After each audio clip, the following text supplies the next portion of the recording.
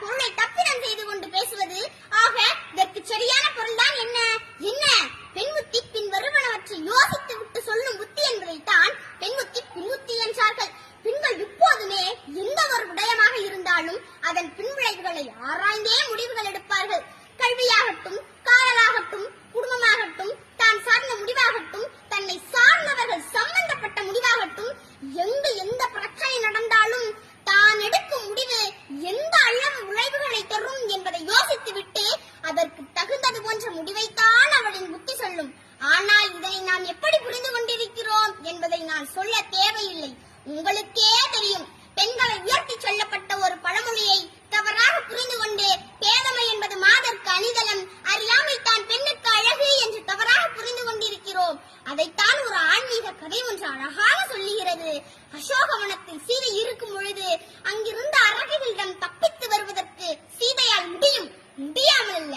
ஆனாலும் அனுமன் அங்கு சென்று நான் உன்னை தூக்கி கொண்டு ராமனிடம் ஒப்படைக்கிறேன் என்று கூறிய போது சீதை கூறிய பதிலில் இருந்து இந்த பழமொழிக்கு உண்மையான பொருளை நாம் அழகாக தெரிந்து கொள்ளலாம். எப்படின்னு பாருங்க. எல்லை நீத்த உலகம் யாவையும் என் சொல்லினால் சுடுவேன், தூயவன் உள்ளவன் ஆற்றிற்கு மாசென்று வீசினேன் என்று அனுமனை பார்த்து சொன்னார். இந்த இடத்திலிருந்து நீ என்ன கூட்டிட்டு போயணும்னு அவசியம் இல்ல.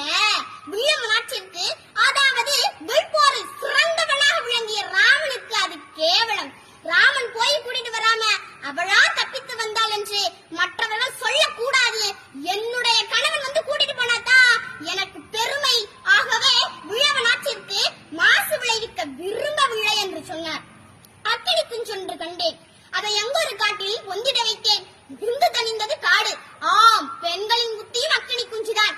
என்னதான் அடுப்பாங்கரையிலும் அந்திவானத்திலும் அவள் பணி செய்தாலும் ஒரு விஷயத்தை யோசிக்கும் போதே இதற்கான மொத்த கருத்துக்களையும் யோசித்து அதற்கான செயல்களை செவ்வனே செய்து முடிப்பர். அக்கினி குஞ்சை அடக்கிட இயலுமா? பெண் புத்தியை பின்தள்ளிட முடியுமா? இனியாவது பழமொழியின் சரியான